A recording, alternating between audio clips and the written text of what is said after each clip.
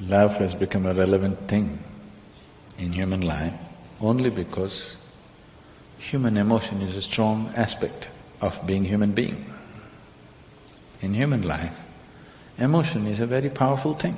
Even in this day and age, though people think they're very intellectual, even today, their emotions are the strongest aspect.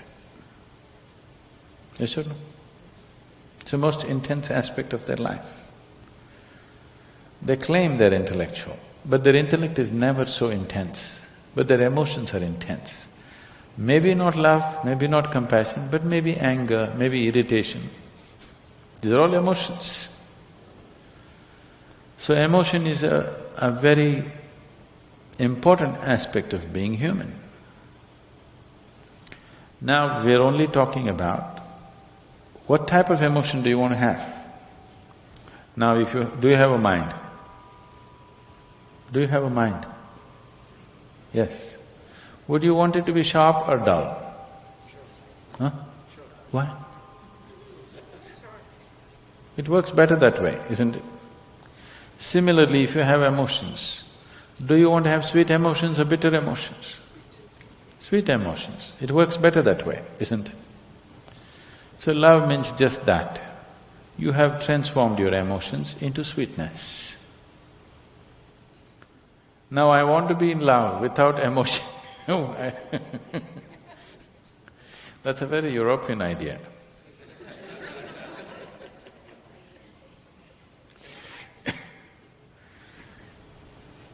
Love is an emotion. It is the sweetness of your emotion which we are referring to as love. If the same emotion becomes bitter, we call it hate. Usually it is the people whom you love that you hate, isn't it?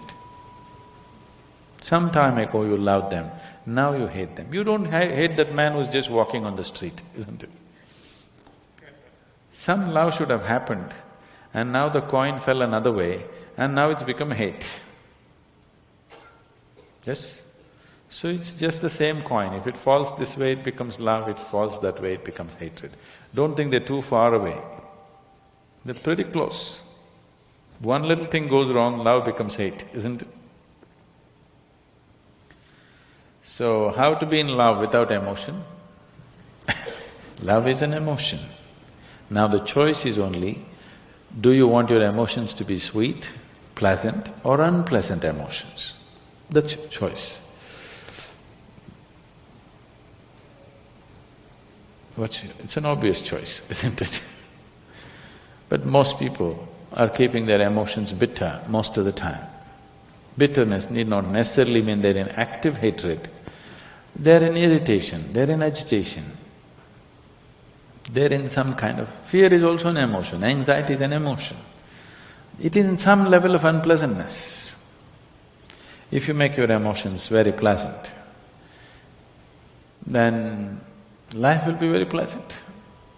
Even today, most people experience as a moment of love, as the most profound experience of their life. It is not. But they experience it that way because that is the most intense thing they have touched. What that is the deepest dimension of life they have touched is a moment of love. So they raise it to heaven. People are transporting it to heaven. People are talking about divine love. You do not know whether God loves or not. Human beings are capable of love if they're willing. Dog is capable of love. When human beings fail you, you get yourself a dog. If you get a dog, 12-year guaranteed love affair. Yes? Do not underestimate this. You get yourself a dog, every day you come home, what a welcome you get. Your wife, she's no good. One day she's one way, your children, they're not interested whether you come home or go. But your dog, every day, what an excited welcome he gives you. Nobody's capable of this, isn't it? Every day, without fail. He'll never show disinterest in you. is such a boost for you. Dog is love, for sure. Maybe it's just a spelling mistake. Typos can happen.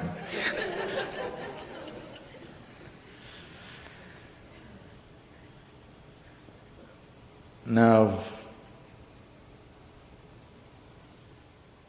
if you made yourself in such a way, nobody around you can love you, then the only succor you have is somebody must love you long distance from there. It's an unfortunate way to live. God loves you, it's the most unfortunate way to live. That means you made yourself in such a way nobody can even look at you. If people around you cannot help loving you, that's a nice way to be, isn't it? You may not be great, maybe at least you're cute. Yes? So, in yoga, we don't look at anything as love, hate, happiness, misery, we don't look at it that way. We just look at it this way. Do you want to be pleasant or unpleasant? If you become pleasant in your body, we call it health.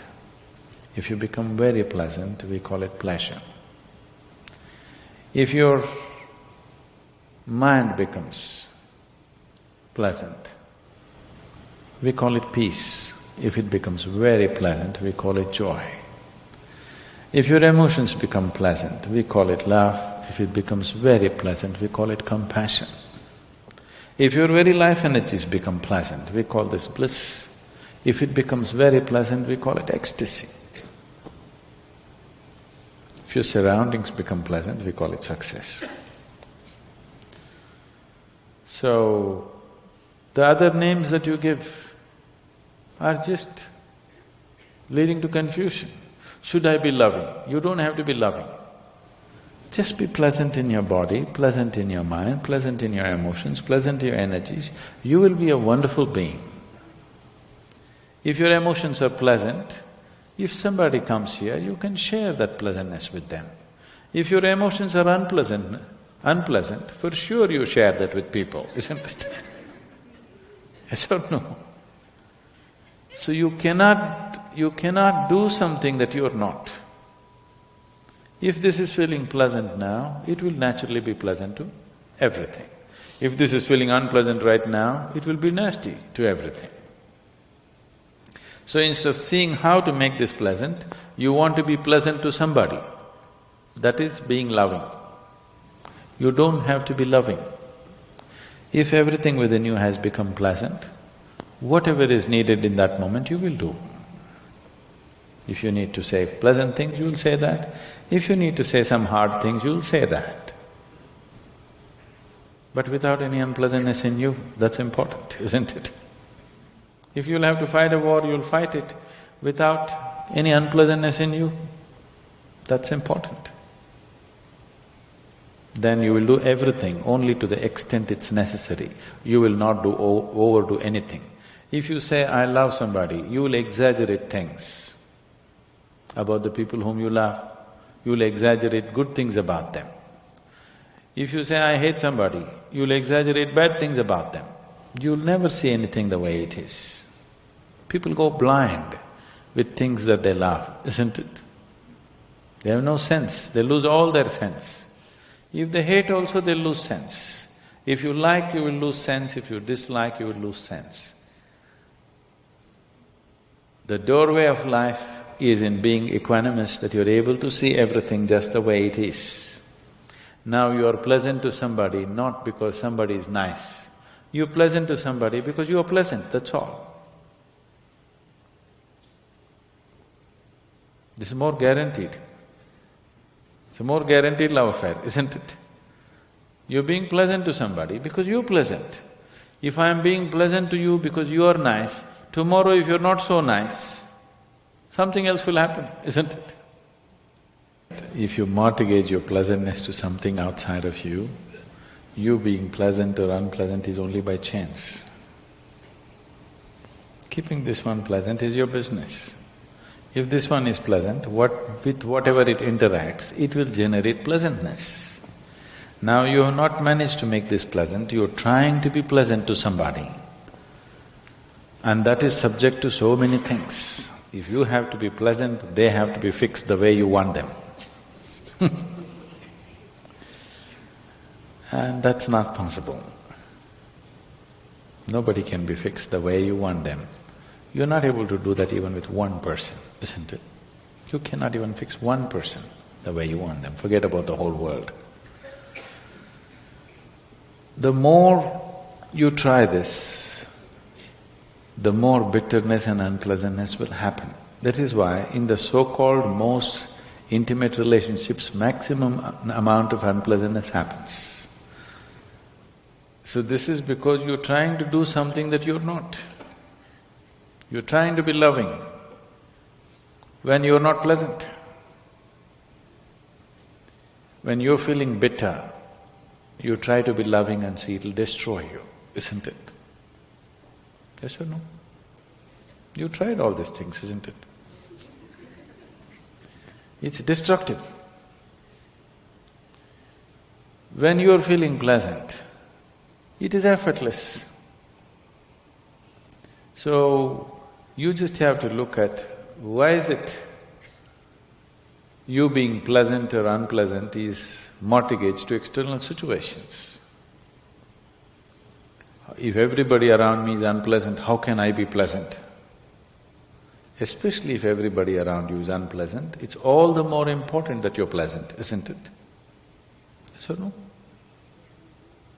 If everybody around you is in a mess, is it not all the more important that you're pleasant? If everybody around you is unhealthy, is it not very important at least you're healthy, even if you want to take care of them? Is there any logic to everybody is unhealthy, so let me also get sick?